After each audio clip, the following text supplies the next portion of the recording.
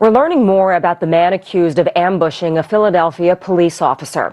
The FBI is now investigating two trips Edward Archer reportedly made to Saudi Arabia and Egypt a few years ago.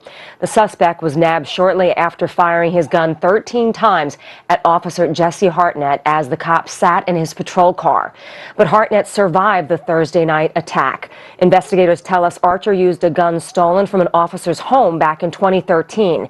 He says he acted in the name of Islam. And there's a Fox News alert, shocking details in the attempted execution of a Philadelphia police officer allegedly done in the name of Islam. The 30-year-old suspect, dressed in what police say was Muslim garb, was seen here ambushing an officer in his squad car and firing 13 times late last night.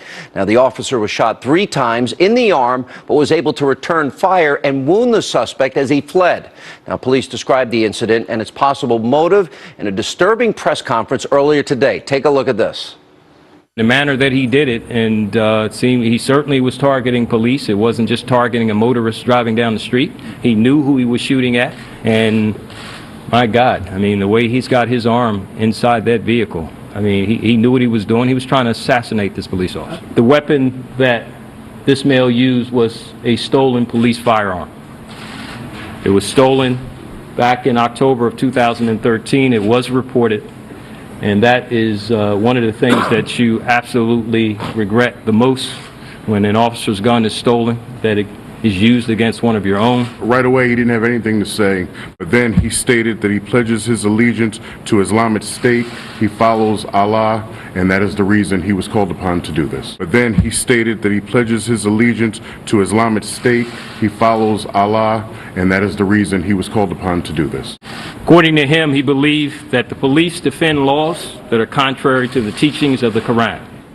Here with reaction, former CIA operations officer Joshua Katz. Ahmadiyya Muslim community spokesman Qasim Rashid is with us. Milwaukee County Sheriff David Clark, former NYPD detective Bo Dietl.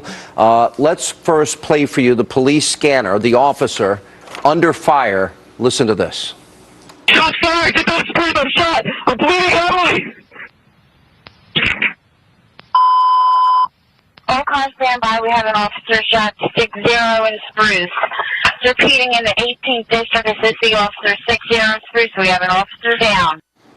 All right, here we go. Sheriff Clark, once again, it is an example. Quote, he had pledged allegiance to Islam, dressed in Muslim garb, and I'm looking at this. This guy had his arm inside 13 times. It's a miracle this cop is alive. It's a miracle that he was able to have the wherewithal to pull out his gun and fire back.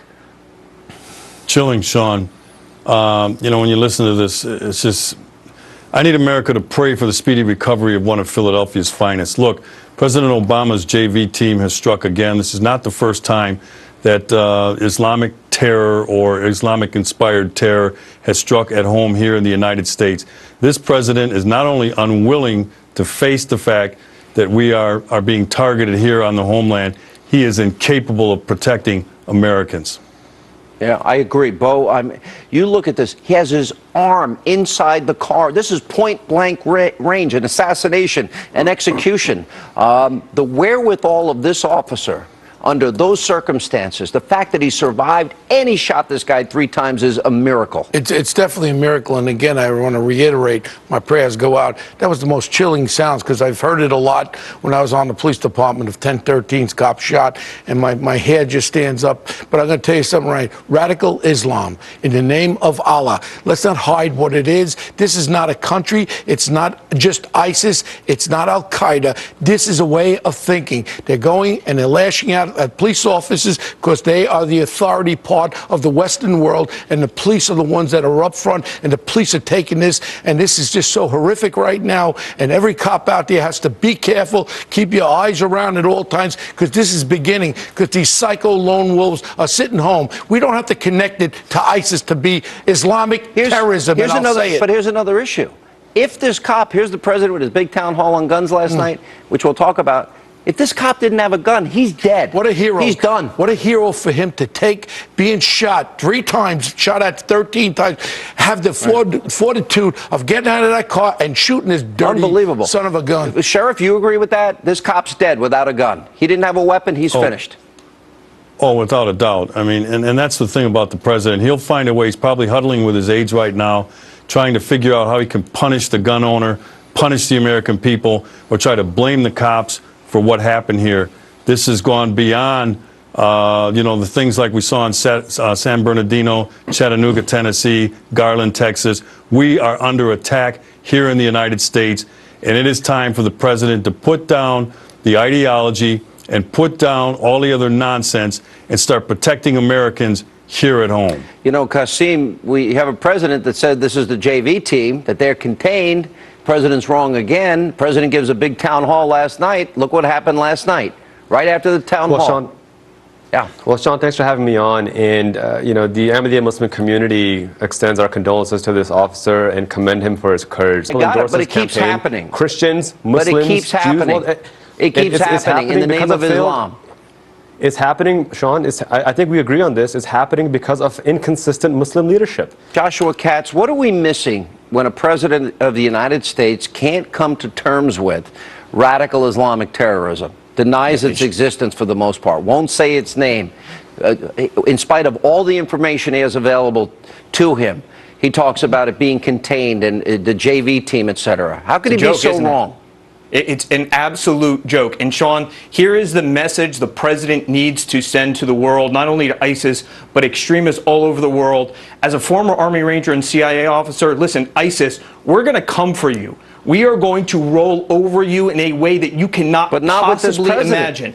No, Sean, but we are coming for them. And it's going to maybe take us a little while to get our stuff straight, but we are going to come in such a violent way that the extremists are not going to see it coming. We are going to get our stuff together because we are America, and this police officer shows us what America and our fortitude really is, and they should be scared of us, not us of them. You know, but you got, Sheriff Clark, the convergence of two issues here. That the president wrong on terrorism, unable to say radical Islamic terrorism, and his ridiculous position on guns. As though, again, if we go back, this cop is a sitting duck without a weapon here. It saved his life here. Absolutely, absolutely. All law enforcement these individuals should be charged with. These individuals should be charged with treason. If he is an American citizen, he forfeits his citizenship. He should be charged as an enemy combatant, held at Gitmo, and he should not have access to the American court system. He's already released 653 people from Gitmo. He should be tried in a military court, and if convicted, he should be executed. Let me ask this question. So the president is all upset about guns. Yeah. Same guy that's going to give the Iranians nukes. Yeah. The same guy that has let illegal immigrant criminals go out, some of whom have committed murder after we had them in custody. Yeah. The same president that is wrong on all of these issues. He let out 650 some odd Gitmo terrorists to return to the battlefield. And then he has an executive order. He has executive order against the possession of firearms. We have 21 to 30 American GIs killing themselves every day, 30,000 this year. I think there should be an executive order to help these military guys who are killing themselves. That's what he should be doing in the White House. Put in an executive order. Their hands are tied. American soldiers, rules of engagement, are die today. Rules of engagement. Their hands are tied, Bo. Worry about the gun control. This is exactly the case in point for why we need to take this fight overseas. The average American here is terrified, and they're terrified because they see a president who is unwilling to act overseas. Let us take the fight over there. Let's protect America. Let's protect our families. Let's protect our police officers and take this fight to the enemy.